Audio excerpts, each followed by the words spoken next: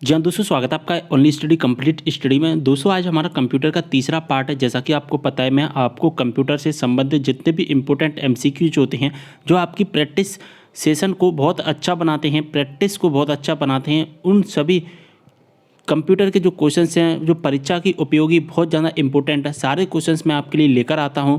हमने series start की है और इस सीरीज़ का हमारा तीसरा पार्ट है।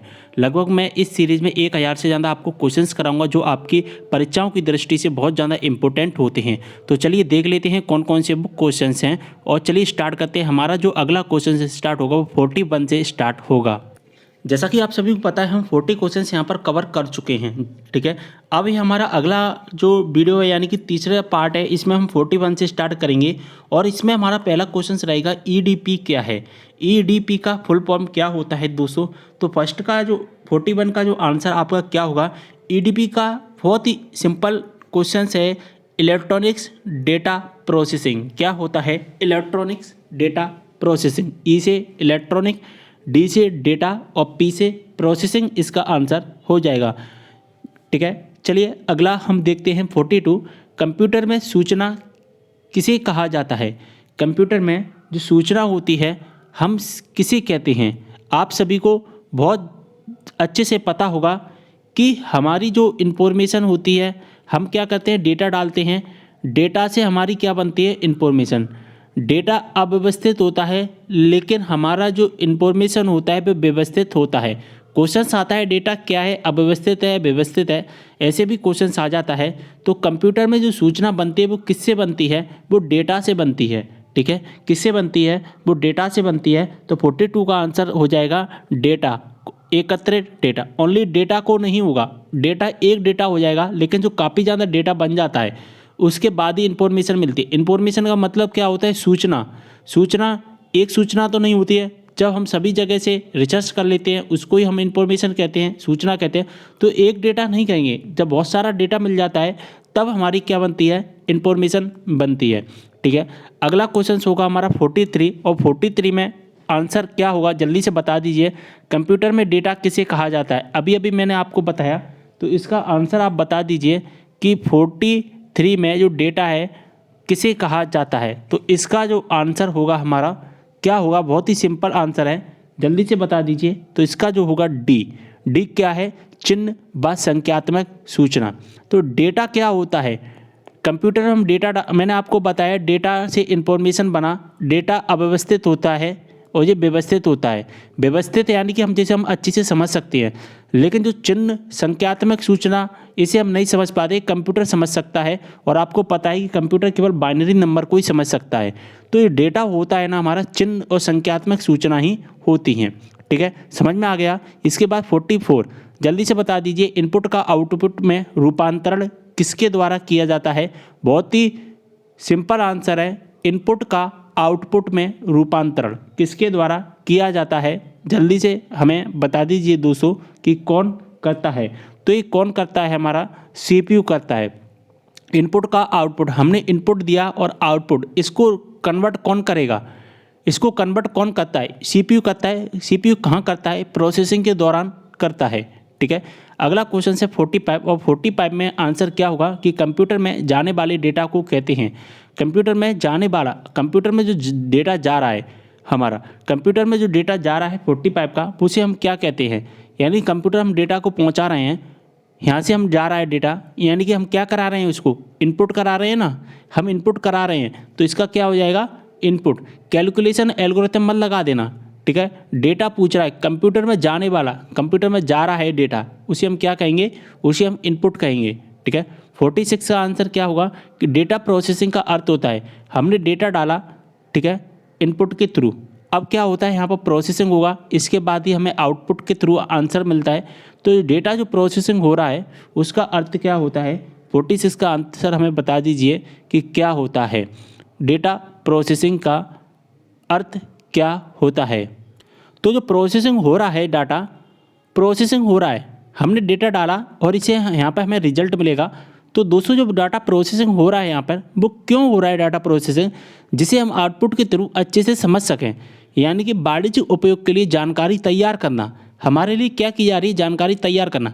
डेटा का संग्रह नहीं होगा, ये तो वैसे ही रिजेक्ट हो जाएगा ये वाला आंसर। गणना कार्य करना, ये भी रिजेक्ट हो जाएगा। और कंप्यूटर की कार्यप्रणाली का डेटा प्रोसेसिंग से कोई संबंध नहीं होता है। तो हमारे लिए जानकारी तैयार की जा रही है, जिसे हम आउटपुट के थ्रू अच्छे से समझ सकते हैं। ये हमारा आंसर हो जाएगा डी 46 का। ठीक है, चलिए 47 देख लेते हैं। एटीएम क्या होता है? एटीएम क्या होता है? वैसे तो एटीएम की फुल फॉर्म आप सभी को पता होगा कि क्या होता है। ऑटोमेटिक टेलर मशीन होता है। और इसका फुल फॉर्म मैंने आपको बताया, लेकिन इसका आंसर क्या होगा? बिना स्टाफ के नकदी देने का कार्य करता है। बहुत ही सिंपल आंसर है इसका। 48 का बता दीजिए। कंप्यूटर प्रोसेस द्वारा इंफॉर्मेशन में परिवर्तित किए जाते हैं। अभी मैंने आपको बताया प्रोसेसिंग हुआ, प्रोसेसिंग के बाद में हमें इन्फॉर्मेशन मिली, लेकिन किससे मिली है हमें इन्फॉर्मेशन? जल्दी से बता दीजिए, हमें इन्फॉर्मेशन किससे मिली है? 48 का आंसर जल्दी से मुझे बता दीजिए। मैंने अभी अभी बताया है, इसको मैं नहीं बताऊंगा। ठीक है, तो इसका आंसर हो जाएगा डेटा। अभी मैंने आपको बताया है अच्छे से। चलिए 49 का जल्दी से हमें आंसर बता दीजिए। एक इलेक्ट्रॉनिक डिवाइस जो डेटा को इन्फॉर्मेशन में कन्वर्ट करते हुए प्रोसेस करता है। अभी मैंने आपको बताया था कि एक डिवाइस हो गया जो डेटा को, हमने डेटा डाला, हमने यहाँ से डेटा दिया, यहाँ पर प्रोसेसिंग का कार्य कर रहा है। और यहाँ पर हमें क्या मिल रही है? इन्फॉर्मेशन, यानी कि हमें आउटपुट मिल रहा है। आउटपुट मिल रहा है, तो ये कौन कर रहा है? बीच में ये कौन कर रहा है? कंप्यूटर कर रहा है, केस कर रहा है, इनमें से कोई नहीं। तो ये कौन कर रहा है? प्रोसेसर कर रहा है। ठीक है, 50 का आंसर क्या होगा? प्रथम गणना यंत्र क्या है? बहुत ही सिंपल आंसर है, आपने धड़ाके से लगा भी दिया होगा बिना देखे ही। इसका आंसर क्या है? अबेकस। और आपको पता होगा कि अबेकस ही हमारा सबसे पहले आया था। चलिए हमारा जो अगला क्वेश्चन है 51, पैकमैन नामक प्रसिद्ध कंप्यूटर किस काम के लिए बना था? पैकमैन एक कंप्यूटर है जो किस काम के लिए बनाया गया था? जल्दी से बता दीजिए। ये बनाया गया था खेल के लिए। ठीक है, बहुत ज़्यादा क्वेश्चंस आता है, आपको नहीं पता होगा कि पैकमैन क्या है। पैकमैन एक बहुत ज़्यादा अच्छा एक कंप्यूटर है जो हमारे खेल से संबंधित इंफॉर्मेशन के लिए बनाया गया था। अगला क्वेश्चन है हमारा, मैकेनिकल कैलकुलेटर का प्रथम मैकेनिकल कैलकुलेटर, जो फर्स्ट मैकेनिकल कैलकुलेटर बना था हमारा, उसका निर्माण किसने किया था? मैकेनिकल कैलकुलेटर का निर्माण किसने किया था? तो वो किसने किया दोस्तों? पास्कल ने। फर्स्ट आया था, इस अबेकस आया। अबेकस के बाद में हमारा जो कंप्यूटर बना जिसमें हम गणना कर सकते थे, कंप्यूटर हम किस में कहेंगे? मैकेनिकल में। और उस टाइम हम कंप्यूटर कहते ही नहीं थे, उस टाइम हम कहते थे कैलकुलेटर। तो ये किसने बनाया था? ब्लेज पास्कल ने तैयार किया था। बहुत ही इजी क्वेश्चन है। चलिए 53 की तरफ चलते हैं। किसने पंचकार्ड का आरंभ किया? बहुत ज़्यादा सिंपल क्वेश्चंस। 53 का जल्दी से मुझे बता दीजिए क्या होगा कि किसने पंचकार्ड का आरंभ किया? तो इसमें आंसर हो जाएगा इनमें से कोई नहीं, क्योंकि इनमें से किसी ने भी नहीं किया था। पास्कल ने नहीं किया, पापरस ने नहीं किया, जैकवार्ड ने नहीं किया। तो पंचकार्ड किसने बनाया था? Joseph Marie Jacquard. किसने बनाया? जोसेफ मैरी जैकार्ड ने हमारा पंचकार्ड का आविष्कार किया। अगला हमारा क्वेश्चन है कि कंप्यूटर के बुनियादी संरचना का विकास किया गया था। कंप्यूटर की बुनियादी संरचना का विकास किया गया था, यानी कि अगर हम कहें कि कंप्यूटर का जो विकास किया गया था, मॉडर्न कंप्यूटर, वो किसने बनाए? वो चार्ल्स बेबेज ने बनाए। इसके बाद 55 में अगर हम बात करें, इनमें से कौन सबसे बड़ा, सबसे तेज़ और सबसे महंगा कंप्यूटर है? आपको नाम से ही समझ में आ रहा होगा, सुपर कंप्यूटर। सबसे महंगे कंप्यूटर्स होते हैं, आपको पता है। 55 हो गया। 56 सामान्य रूप से प्रयुक्त किया जाने वाला हमारा कंप्यूटर कौन सा है, जिसे हम लोग ज़्यादातर यूज करते हैं? तो इसका क्या आंसर हो जाएगा? डिजिटल कंप्यूटर, जिस कंप्यूटर को हम यूज करते हैं। इसके बाद क्रे क्या है? क्रे क्या है जल्दी से बता दीजिए। बहुत ही सिंपल आंसर है, क्रे एक हमारा क्या है दोस्तों? सुपर कंप्यूटर्स है। इसके बाद अगर हम बात करें 58, मल्टी प्रोग्रामिंग का प्रयोग किस पीढ़ी के कंप्यूटर से शुरू हुआ था?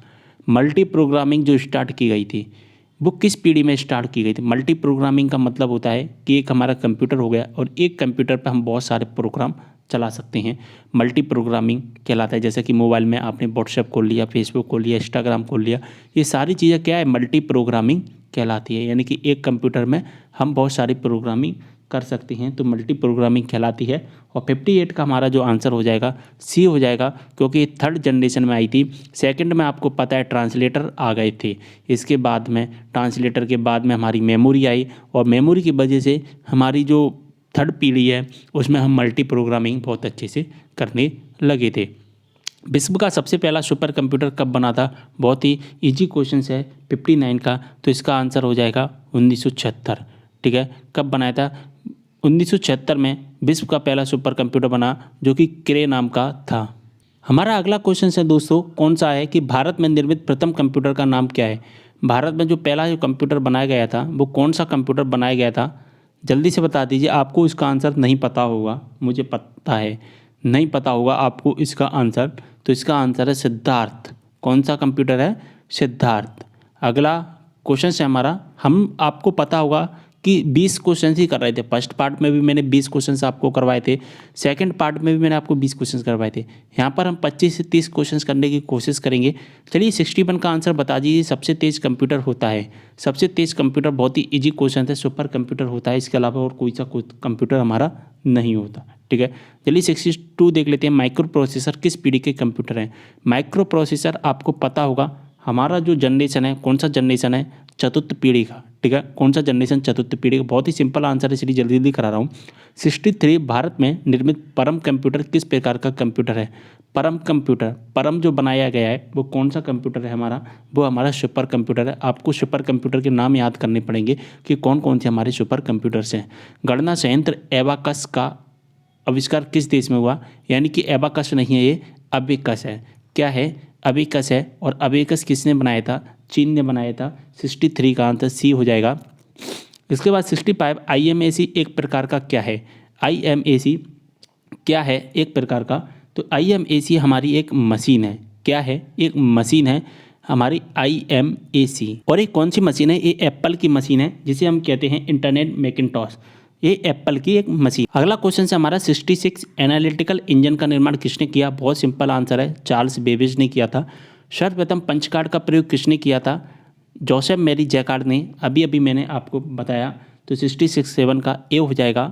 इसके बाद 68 की अगर हम बात करें कि कंप्यूटर के विकास में सर्वाधिक योगदान किसका है, तो कंप्यूटर के विकास में सबसे अधिक जो माना जाता है योगदान, वो जॉन वॉन न्यूमैन का माना जाता है, क्योंकि इन्होंने ही सबसे ज़्यादा कंप्यूटर्स बनाए थे। सबसे लास्ट में बनाया था, यूनिवैक बनाया था, आप सभी को पता होगा। ठीक है, जो कि यूनिवर्सल कंप्यूटर्स थे। तो जॉन वॉन न्यूमैन का सबसे अधिक माना जाता है, इसमें कंप्यूटर्स के योगदान में भूमिका निभाई गई थी। ठीक है, तो चार्ल्स बेबेज अगर आता है, चार्ल्स बेबेज कब हम लगाएंगे? हम लगाएंगे कि कंप्यूटर के पिता, मॉडर्न कंप्यूटर के जनक, ये सभी चीज़ें चार्ल्स बेबेज में आ जाते हैं। लेकिन जो सबसे अधिक योगदान माना जाता है कंप्यूटर के विकास में, अगर ऐसे क्वेश्चन आएगा तो वहाँ पर हम जॉन वॉन न्यूमैन लगाएंगे। ठीक है, परीक्षा मंथन में इसको बहुत ही ज़्यादा डिटेल से बताया गया है। आप परीक्षा मंथन में भी इसको पढ़ सकते हैं इस क्वेश्चन को, और बहुत ही ज़्यादा इंपॉर्टेंट एक क्वेश्चन रहने वाला है हमारा। 69 का अगर क्वेश्चन आप आंसर नहीं पता है तो जल्दी से बता दीजिए। इंटीग्रेटेड सर्किट चिप का विकास किसने किया? बहुत ही ज़्यादा सिंपल आंसर है, JS किल्वी ने। इन्हें तो देखने की ज़रूरत ही नहीं पड़ती है, ये तो डायरेक्ट आंसर निकलते हैं। चुंबकीय डिस्क पर किस पदार्थ की परत होती है? तो चुंबकीय जो डिस्क बनाई जाती है हमारी, जैसे कि हमारी कौन सी हो गई, हार्ड डिस्क वगैरह, इन पर चुंबकीय डिस्क जो चलते हैं, इनमें कौन सी परत रहती है? इनमें आयरन ऑक्साइड की परत रहती है। ठीक है, अगला क्वेश्चन हमारा 71 है। डिजिटल कंप्यूटर किस सिद्धांत पर कार्य करता है? हमारा जो डिजिटल कंप्यूटर्स होते हैं वो किस सिद्धांत पर काम करते हैं? तो वो गणना करने के काम करते हैं। गणना, मापन, विद्युत एक नहीं करेंगे, एक क्या करेंगे? गणना करेंगे। इसके बाद 72 में अगर हम बात करें, भारत में विकसित परम सुपर कंप्यूटर का विकास किस संस्था ने किया? तो भारत में जो सुपर कंप्यूटर है परम, वो उसको किस संस्था ने बनाया था? भारत में बनाया गया था परम। परम अभी मैंने आपको बताया था सुपर कंप्यूटर है, और ये किसने बनाया था? तो इसे हम बनाया गया था CDAC के द्वारा। किसके द्वारा? CDAC के द्वारा, कंप्यूटर डेवलपमेंट के द्वारा इसको बनाया गया था। CDAC एक हमारी संस्था है। ठीक है, तो इसको किसके द्वारा बनाया गया? CDAC के द्वारा बनाया गया था। इसके बाद अगर हम बात करें यहाँ पर, निम्न में से तेज कौन सा है?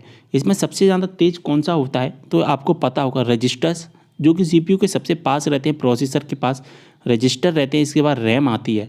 ठीक है, सॉरी, रजिस्टर कैसे, फिर रैम आता है। ठीक है, CD-ROM वगैरह सबसे लास्ट में चलते हैं। तो सबसे तेज होता है वो हमारा कौन होता है? रजिस्टर्स होते हैं। अगला क्वेश्चन हमारा, किसने पहला इलेक्ट्रॉनिक्स कंप्यूटर्स ENIAC को बनाया था? ENIAC को जो पहला हमारा जो इलेक्ट्रॉनिक कंप्यूटर और फर्स्ट पीढ़ी का भी कंप्यूटर माना जाता है ENIAC। तो ये 74 का जो आंसर क्या होगा? ये किसने बनाया था? बहुत ही ज़्यादा सिंपल और बहुत ही ज़्यादा इंपॉर्टेंट क्वेश्चन है। 74 का क्या हो जाएगा? बी, जॉर्ज मोसले और प्रेस्पर एकर्ट ने इसको बनाया था। ठीक है। इसके बाद में हमारा लास्ट क्वेश्चन है डॉट मैट्रिक्स किस उपकरण की किस्म है। तो डॉट मैट्रिक्स आपको पता होगा एक प्रिंटर है।